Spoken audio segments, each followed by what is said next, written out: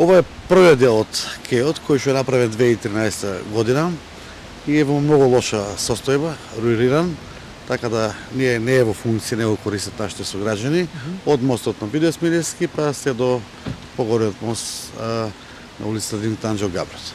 Тука се предвидени средства од 3 милиони 800 денари за 240 метри комплетна реконструкција на кејот, за да добие целина од Видој Смилевски па се до Ваташ. Комплетно оштетувањата, подовите, речното корито и минорното натрче се среди, како што го направивме коритово од Ваташа, така да сакавме, мислам, мора и ова да се заврши да биде на целина, а за наредната година, 22 имаме предвидено од Видој Смилевски па се до новата болница комплетна изградба на коритото. И тоа ќе биде една завршна фаза. Колекторот е готов, санирано, од другата страна на Блажо Алексовски се гради улицата, се реконструира, се стави поголемо фи.